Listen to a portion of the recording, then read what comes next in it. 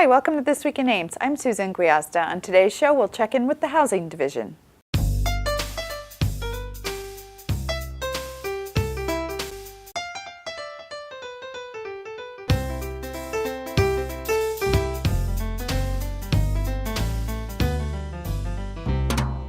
My guest today is Vanessa Baker-Latimer, Housing Coordinator with the City of Ames. Vanessa, welcome to the show. Hi, Susan. It's been a while since we had a chat. Yeah, it's good to see you back. Yeah, thank you for having me back. Well, tell me a little bit first about your role with the city. You had quite a tenure here. Yes, I have. I've been with the city just over 33 years this year as the housing coordinator and doing a variety of housing programs and community development block grant programs for the City of Ames. So the city became an entitlement community, meaning we hit 50,000 population several years ago, and that allowed us to tap into community development block grant funds, correct? Yes, we became an entitlement back in 2004. So this is our 11th year of receiving community development block grant funds from the Department of Housing and Urban Development. So you see that acronym a lot, the CDBG. And that simply means is that we're eligible for those HUD funds. Right. We receive a direct allocation. We don't have to compete on the state level under small cities. We get an allocation to us every year from the Federal Government Appropriations Act. Now that money has specific ways it can be used. Yes, it can be used basically for three main purposes: to benefit low and moderate income persons, to aid in the prevention of slum and blight, and to be used for urgent needs like in a disaster type of situation or something like that. So those are the three broad categories that the program dollars have to be used for.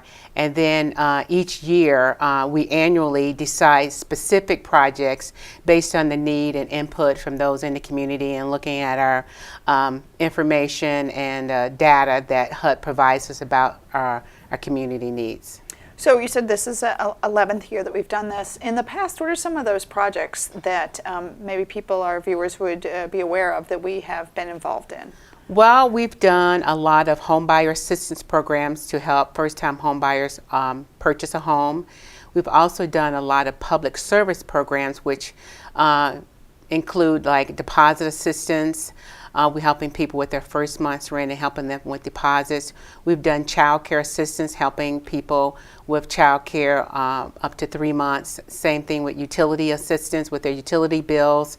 And also through our transportation assistance programs, we've given people bus passes, gas vouchers, and HERDA passes to be able to get around in the community.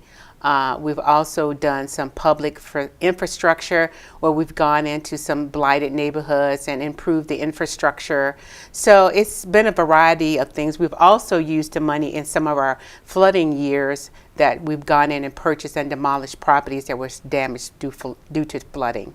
One of the projects I remember just last summer where we put up a big sign in O'Neill Park, it was funded improvements by CDBG money. Can you talk a little bit about that project? Well, again, that was one of our infrastructure projects where we went into a neighborhood to improve the infrastructure, streets, make sidewalks handicap accessible, and to help the flow of water into people's properties and so forth. So as we look into our core neighborhoods, it's important that we keep our infrastructure up to date so that we have viable communities to have people be able to maintain and live in decent, safe neighborhoods. And that was in that neighborhood, improvements to the sidewalks, so to the transportation network, some curb and gutter improvements, really made a significant difference in the look of that neighborhood. Yes, not only visually, but again physically, now the neighborhood can continue to be a viable neighborhood, because that's also a nice area for available affordable housing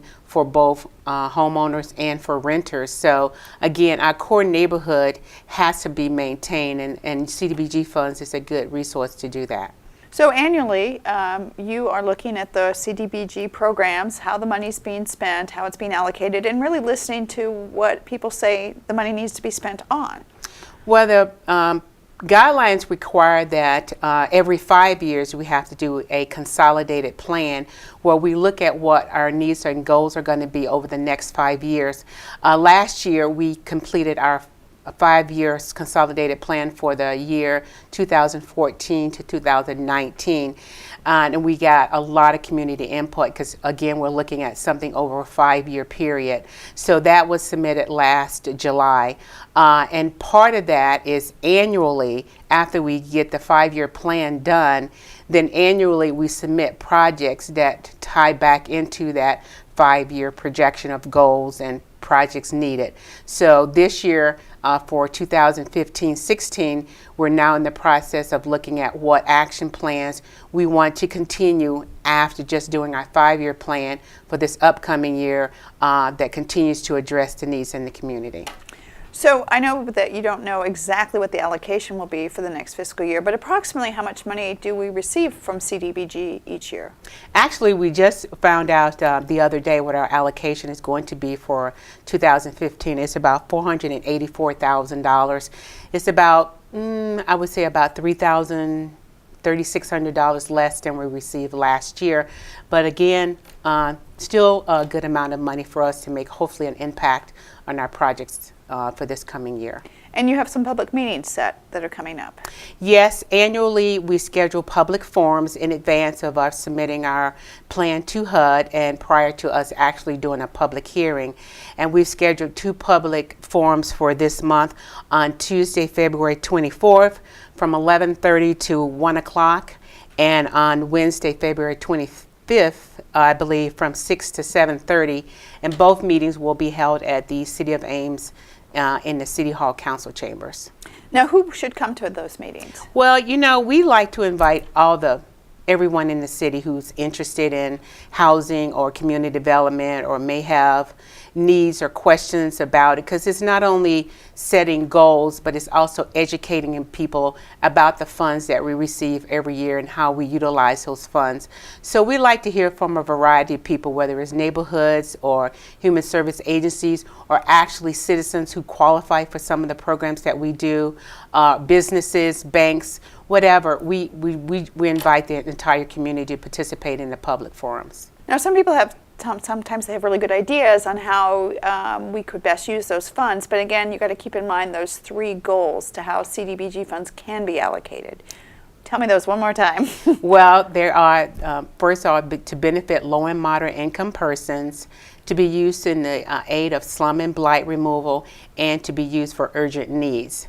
And again, we don't hopefully anticipate any disasters, so a lot of the programming is basically going to focus around low and moderate income benefit more so than the other 2, because until you have, you know, disasters or really large areas of slum and blight, which we don't right now, which is good, then we can concentrate on at least one of the goals. And there are specific guidelines on low and moderate income. You don't just pick a number out of the sky. There are rules and regulations regarding these. Correct. HUD sets the income limits per family size, and they're up to 80% of the Ames-Story County median income limits, and those are designated by HUD every year that they send to us, and then when we administer a program, we can advertise exactly what the maximum income limit can be per family size in order for people to be able to qualify for any of the programming. So over the years that you've been involved in CDBG, it sounds like it's a really good program. Well, I can say I think it has done us as a community very well. Again, we've done a lot of programming to aid our citizens who qualify for the program. I like the fact that we can use it to also maintain the viability of our core neighborhoods. I mean, you know, Ames is growing and our infrastructure needs are growing and we're building outwards. So we cannot forget about our vital neighborhoods. That is vital to central everything, downtown, grocery stores, everything that we have is in our core neighborhoods. So it's important that we maintain those, and we call those, as council goals, neighborhood sustainability programs. Well, Vanessa, thanks for coming on. It's always good to hear an update about what you're working on. Well, I appreciate the opportunity to let the public know what we're doing, and if they have any questions, they can contact us or check us out on the webpage or check out Channel 12. We are looking at expanding our program on Channel 12 so the citizens can keep up with what we're utilizing the funds for. So thank you for the opportunity. Great. If you want more information about those CDBG meetings coming up, they are February 24th and 25th, and you can get times and locations on our website. That is cityofames.org. Also remember, you can find the City of Ames on Facebook and Twitter, as well as Ames Channel 12 on YouTube. Well, that's our show for today. Thanks for watching, and tune in next week for This Week in Ames.